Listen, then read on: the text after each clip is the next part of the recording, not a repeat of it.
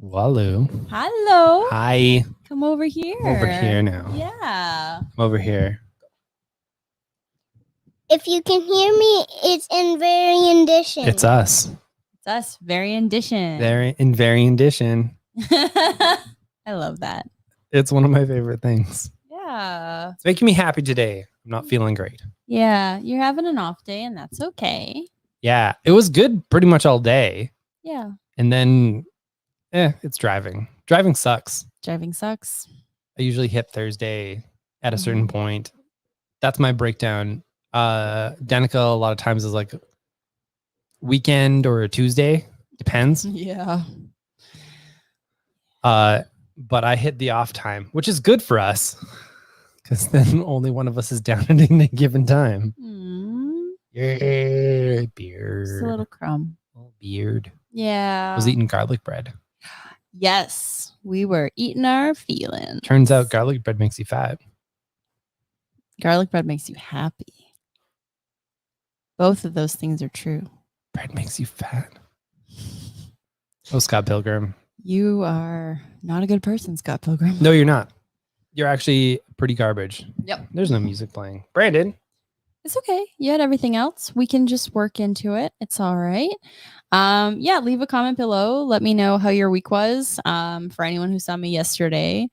And this is for Brandon, not to feel bad. For anyone who saw me yesterday, I was half asleep most of the day. I was yawning most of a busy Wednesday where we made a silly amount of money. Just stupid. So many people, and I yawned in their faces. So how's it going? Good. I felt bad. It's all good. A lot of friends, and I felt bad that I was like, I'm here and I'm tired. Yeah, there we go. Thank you, friend. That makes me feel a little better. Yeah. Even though the shirt is just like, oh. Hey, see? It's working out. The consensus is that you are the man. What do people know? See? More than me thinks you're the best. I think you're the best, but he doesn't believe it when I see it.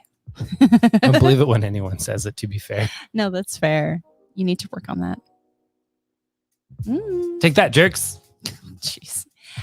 Thank you is what he means. It is true. Thank you so much. Let's talk about books. Let's talk about what we've been reading. And I'm going to get to my past pick. Okay. Oh, yeah. It's kind of funny how our past picks are both from the same line of books. I was going to say, our full picks this week are all DC. That's because they're killing it. Yeah. I'm really excited to tell people about Swamp Thing Twin Branches. Came out in the spring. Really, really great YA. Sweet. I've been really enjoying the DC YA line because the line itself is exploring a whole bunch of different avenues in what is very quantifiably the biggest comics market out there.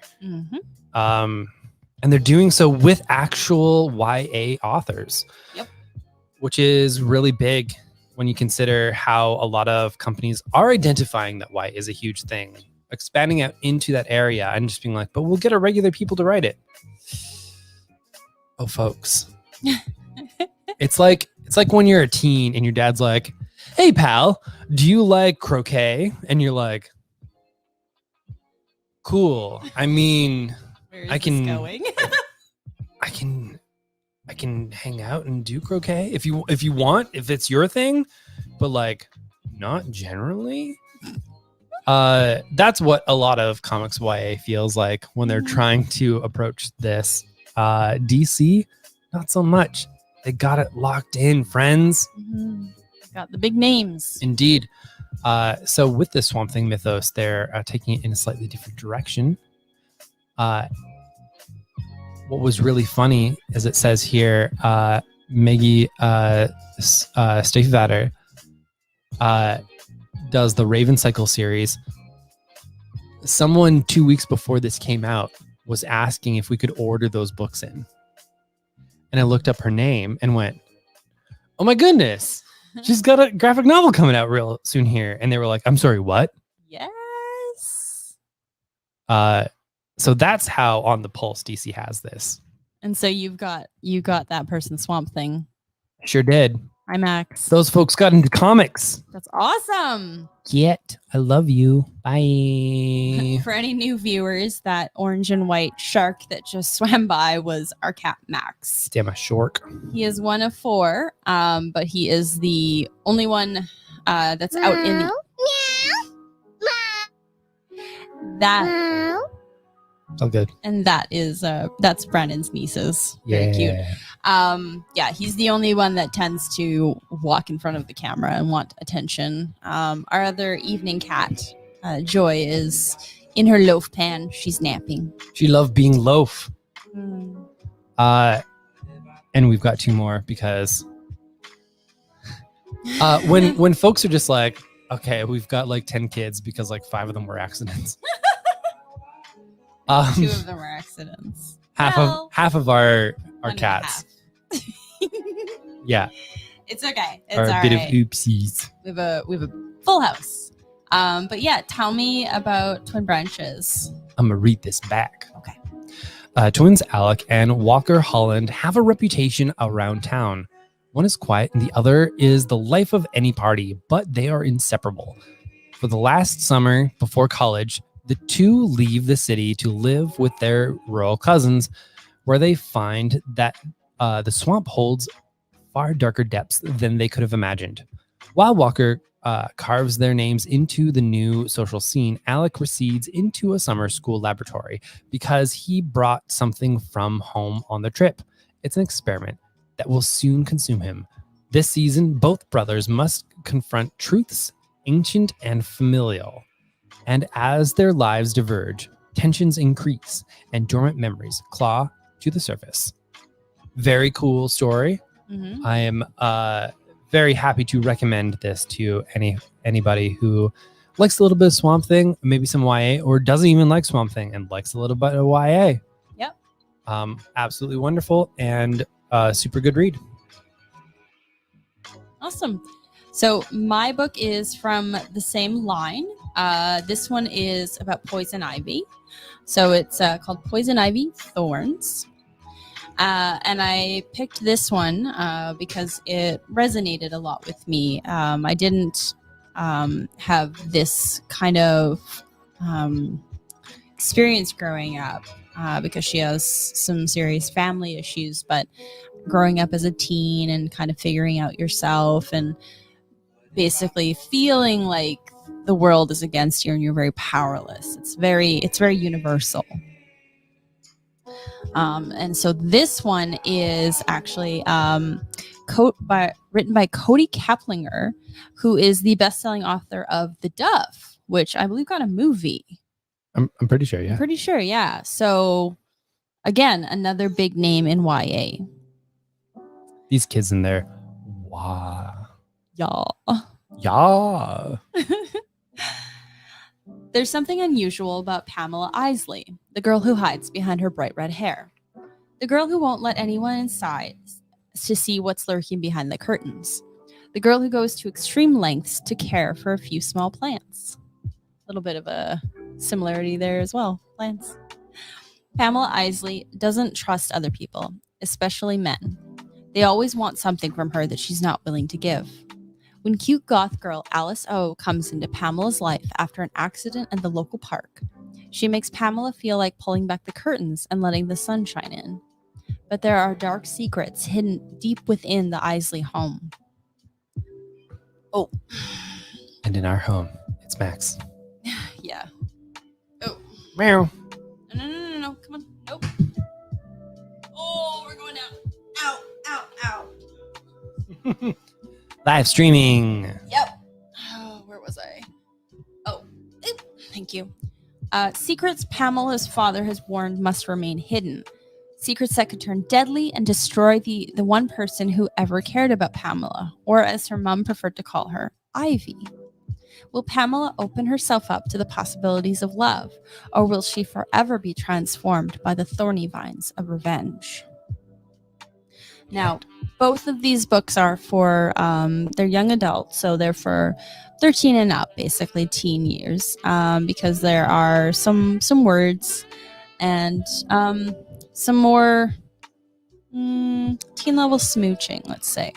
Yeah. So a funny thing that has come up recently, because there's the I'm Not Starfire that's coming out soonish, nowish. Yeah. There's definitely some hard cussing in that one. And Strange Adventures number 11 that came out this week had those little like asterisk-y things in it. Yeah. And people were like, Black Label is like pulling their punches, and the YA is just like, big yikes from me. Whoops. Wrong button. You know what I wanted to do. Yeah. The swear. Just like, you. It's like, oh, okay. Oh no. Like several times over. Mariko Tamaki is not a coward. Tom King, coward. Turns out, no. Tom King, No. member of the CIA. Tom King follows us on Twitter. I don't want him to see this. He does, and he likes the video sometimes. It's super weird. He's a very nice man, and I don't want someone who was in the CIA to be on the other side of us. You coward. No. Cuss. Oh my god. Cuss, you coward. No, Mariko Tamaki is kind of the best. As well as she wrote Harley Quinn Breaking Glass, which also had swears in it, and a teen Harley rocking against gentrification. Girl. Speaking of fighting societal norms, Superman, son of Kal-El, from Tom Taylor and John Toombs. Fantastic read this week. Takes the core of the original Superman stories way back in the golden age of comics. They call it the golden age for a reason, friends. Superman fighting slumlords, fighting corporate elites, fighting for common people. And we're having that happen again here in this series. Jonathan Kent, son of Clark and Lois, is trying to find his place in the world in this. And Tom Taylor and John Timms put together this gorgeous story about essentially a young Gen Z person who is looking around at the world, seeing people fighting for what's right, but not fighting to save the world from the biggest problems that it faces. And that's a really big part of this book. And that was really a big part of what Superman was right from the beginning. It really became about larger fights afterwards. But if folks are out there arguing, hey, this is not the superheroes I grew up with, that's because y'all were children. You're covered in fur now. It's very funny. Indeed. As was I. I was a baby child once. We're all children once. I've been rereading some Animorphs, and you know what? Those books are Antifa as hell. That was actually one of the suggestions I suggested when he was looking for a book to pick. Ended with Swamp Thing, but which I like because all four of our picks kind of go together. But if you're looking for a young adult novel, graphic novel or otherwise, because those are still in print. The novels are still in print. Animorphs. Sorry, looking for a young adult novel about youths fighting like fascist earworms, fascists, and like caring about the environment, and like, yeah. Anyway, I just dropped that sentence in the middle. I didn't know where I was going with that. Also read this book. Oh yeah, and it's incredibly hopeful, and I really like that. It really lifted me up this week, and I thank all of y'all for that. Yeah. Schwank. All right, mine's a little odd. It's not the beginning of anything, but it's so good. I picked. This is midstream, so Wonder Woman 776. But Oh yeah, it's Clunan now. God, it's so weird that it's. Oh heck! And Jill Thompson did the art in this. Yes, that's actually why I picked it. So, it's been because there was it's been written by Clunan, Becky Clunan for a bit, and because Diana goes to the land of the fairies. Let's see here. Hi. Chris Jericho didn't die, so I'm happy. Okay, you boys can talk wrestling later. All right. So Look at that gorgeous art. this is what Jill Thompson's art looks like, and it's beautiful. All painted. So as she goes through the land of the Fae, it's most of this issue. Of course, no spoilers from the story, but I highly encourage you to get on this current arc of Wonder Woman. Now, because we are deep into it, we are much closer to the volume that will come out. So let me know. We'll get it for you. Yes. Let me know if you're interested. Otherwise, let's see. This is also really cool because they've had a backup. I'm just trying to like spoiler free. They have a backup story about young Diana. It's also been so good. Yeah, like Wonder Woman's been super strong. So it's written by Jordi Belair. Art is by Paula Ganeschow. And colors is it Kendall Good? Kendall? I think so. I think so, yeah. And that will be coming out with a collection of its own. But what is happening in this one? What is happening in this one is young Diana is finding out a mystery, finding out more about the mascara and why adults keep secrets. Because they're jerks. Well, yes. But I do think that what Wonder Woman is doing right now, both stories, is incredibly strong. And I definitely want more people to check it out. What I should have done is looked up when the trades were coming out, but just let me know if you're interested in it because I think it's been amazing. Do not pay attention to the number. It does not matter for the story. It's not, I want it to be a welcoming entrance for you, basically. Like, don't worry about 776. It's what are you doing? He's sitting on your computer. No, I love you, but no. Uh-oh. No. Oh no. What's happening? Oh. He just unmuted my computer. That's fine. We echoed for a second. That's live feed. Cats, baby. Meow. Okay. I'm so happy to have the button now. Me too. So yeah, check it out if you've been wanting to get into, I don't know, superheroes that aren't really feeling like Wonder Woman's been amazing. Absolutely. And if you want to see Wonder Woman fight Thor for real, yes, that was kind of the best. you can get into that. I believe the young Diana stuff is coming out in October, and the first Wonder Woman collection is coming out in like November. Yep, it'll be worth it. I highly recommend it. You should put that in your faces. But until then, thank you all for watching. And for tolerating my Oh, hon, don't worry. I've had so many shows like that where I show up and I'm just a sack of potatoes. But potatoes are tasty.